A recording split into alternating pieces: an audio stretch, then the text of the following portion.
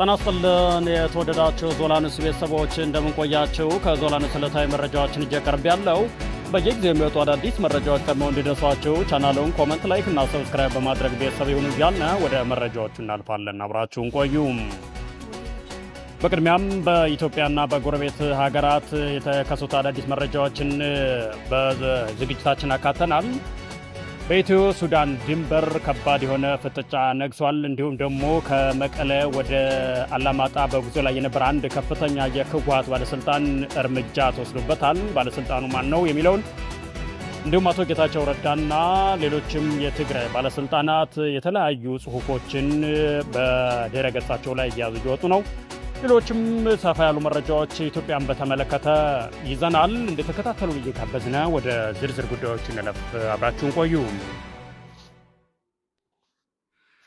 የቀድሞው የትግራይ ጊዜያዊ አስተዳደር ፕሬዝዳንትና የጠቅላይ ሚኒስትር አብይ አማካሪ ጌታቸው ረዳ ህወሓት አሁን የያዘው መንገድ የግል የለሽነት ቁማር ነው በማለት አፍሪካ ሪፖርት መጽሔት ላይ ዛሬ ባወጡት አዲስ መጣጥፍ ተቹም። ጌታቸው ህወሓት ከኤርትራ መንግስትና ሌሎች ሀገር ውስጥ ቡድኖች ጋር ስልታዊ አጋርነት ፈጥሮ በሰራው ስሌት የልብ ልብ ተሰምቶታልም ብለዋል።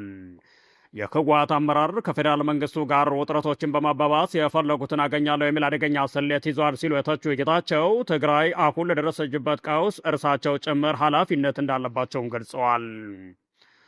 ጌታቸው የህወሓት አመራር ቡድናዊ ጥቅሙን ከትግራይ ህዝብ ጥቅም ጋር አብረው ጨፍልቆ ማቅረቡ እጅግ አደገኛ ክስተት መሆኑን በመጣጥፋቸው ላይ አስፍረዋል።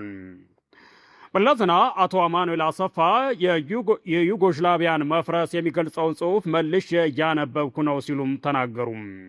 የህወሓት ምክትል ሊቀመንበር አቶ አማኑኤል አሰፋ የዛሬ ጽሑፋቸውን የጀመሩት እንዴት አይነት መመሳሰል ነው በሚል ነው። ሲቀጥሉም በኢትዮጵያ ስላለ ወቅታዊ ሁኔታ እያሰላሰልኩ የዩጎዝላቪያ መፍረስ የሚገልጸውን ጽሑፍ መልሼ እያነበብኩ ነበርም ብለዋል። እናም የዩጎዝላቪያ መበታተን ረጅም ሂደት በኢትዮጵያ ውስጥ ካሉ አንዳንድ ሁኔታዎች ጋር ተመሳሳይ ሆኖብኛል ሲሉም ተናግረዋል። የሱዳን ጦር ተጨማሪ ከፍተኛ ቁጥር ያለው የጦር ሰራዊት ጸረ አውሮፕላን ሚሳይሎችን ወደ ኢትዮጵያ ድንበር እያስጠጋ መሆኑ ተገለጸም። ሱዳን ወደ ኢትዮጵያ ድንበር ተጨማሪ የጦር ሰራዊትና የአየር መከላከያ መሳሪያዎቿን ማስጠጋቷ ታውቋል። የሱዳን ጦር አዛዥ ጀነራል አብዱልፈታህ አልቡርሃን ተጨማሪ ወታደርና አየር መከላከያ ዘዴዎችን ወደ አልፋሽጋና ቤኒሻንጉል ጉሙዝ ድንበር እንደሚያሰማሩ ትዕዛዝ ከሰጡ በኋላ በሱዳንና በኢትዮጵያ መካከል ውጥረቱ ነግሷል። በአልቡርሃን የሚመራው የሱዳን መንግስት ይህን ውሳኔ የወሰነው ከኢትዮጵያ አማራ ክልል ባህር ዳር ከተማ የተነሱ ድሮኖች ሚያዝያ 6 2018 ዓ.ም በካርቱም ጥቃት እንደፈጸሙና ሱዳን በማንኛውም ሰዓት የራሷን እርምጃ እንደምትወስድ በኢትዮጵያ ላይ ክስ ካቀረበች በኋላ ነውም ተብሏል። ይህ ውንጀላ ኢትዮጵያ መሰረተ ቢስ በማለት ውድቅ ማድረጓም ይታወሳል። ዓለም አቀፉ ብሉምበርግ እንደዘገባው የሱዳን ወታደራዊ መንግስት ተጨማሪ ጦር ሰራዊትና ጸረ አውሮፕላን መሳሪያዎች ወደ ኢትዮጵያ ድንበር ማስጠጋቱን አረጋግጧል። ሱዳን ወታደሮችና ጦር ጸረ አውሮፕላን መሳሪያዎቿን ወደ ኢትዮጵያ ድንበር ያስጠጋችው በዋናነት የቤኒሻንጉል ጉሙዝ አዋሳኝ በሆነው ብሉ ናይል ግዛት እንደሆነም ብሉምበርግ ዘግቧል። በአልቡርሃን የሚመራው የሱዳን መንግስት ከቤኒሻንጉል አዋሳኝ በተጨማሪ የአማራ ክልል አዋሳኝ በሆነው ጋዳፊ ግዛት ውስጥ በሚገኙባት ጋላባት እንዲሁም ከኢትዮጵያ ጋር የይገባኛል ጥያቄ በሚነሳበትና በምትወዛገብበት አልፋሽጋን በተባለው አካባቢ በብዛት ወታደሮቿን እያሰፈረች መሆኗን ሱዳን ትሪቡን ጋዜጣ ዘግቧል። የኢትዮጵያ ነዳጅና ኢነርጂ ባለስልጣን ምክትል ዋና ዳይሬክተርን፣ የኢትዮጵያ ነዳጅ አቅራቢ ድርጅት ዋና ዳይሬክተርን እንዲሁም በማህበራዊ ሚዲያ በረከት ገበሬዋ በመባል በቲክቶክ የምትታወቀው ወይዘሮ በረከት ወርቁን ጨምሮ ሌሎች ግለሰቦች በሀገር አቀፍ ደረጃ ለተፈጠረው ነዳጅ እጥረት ምክንያት በሆነ ከባድ የሙስናና የኮንትሮባንድ ወንጀል ተጠርጥረው ክስ ተመስርቶባቸዋል።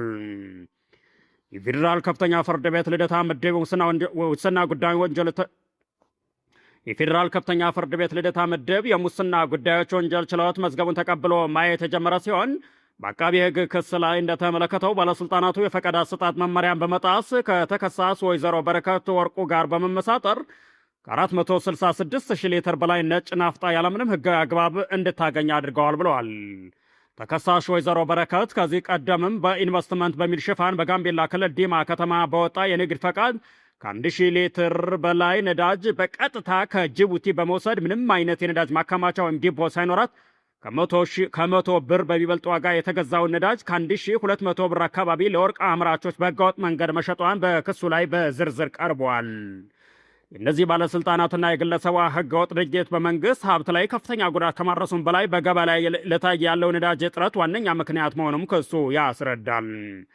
ከዚህም በተጨማሪ በዚሁ የክስ መዝገብ የተካተቱ ሌሎች ተከሳሾች በቢሊዮን የሚቆጠሩ ሊትር ነዳጅ በማጭበርበር ህገወጥ የነዳጅ አከፋፋይነት ፈቃድ በማውጣት እንዲሁም ነዳጅ ከመንግስት ቁጥጥር ውጭ አድርገዋል ተብለው ተከሰው ፍርድ ቤት ቀርበዋል። እንዲሁም ክሱ በተመሰረባቸው አንዳንድ ተከሳሾች መኖሪያ ቤት እና ቢሮ ላይ በተደረገ ድንገተኛ ፍተሻ ብርበራ በ10 ሺዎች የሚቆጠሩ የአሜሪካ ዶላር፣ ዩሮ፣ የእንግሊዝ ፓውንድ በህገወጥ መንገድ ተደብቆ መገኘቱን ክሱ አመላክቷል።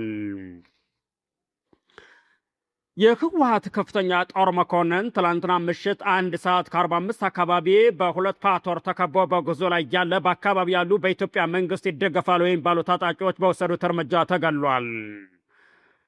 መነሻው መቀሌ ያደረገው ባለስልጣኑ መድረሻው አላማጣ እንደነበርም ተገልጿል። በታጣቂዎቹ በኩልም 2 ሞተዋል ተብሏል። የዚህም ዝርዝር መረጃ ሲደርሰን በሚቀጥለው ዘገባችን እናቀርባለን። የተወደዳችሁ እስካሁን መረጃዎችን የነበሩ ስለተከታተላችሁ እያመሰገንን በእኛ በኩል መልካም ጊዜ ተመኘን።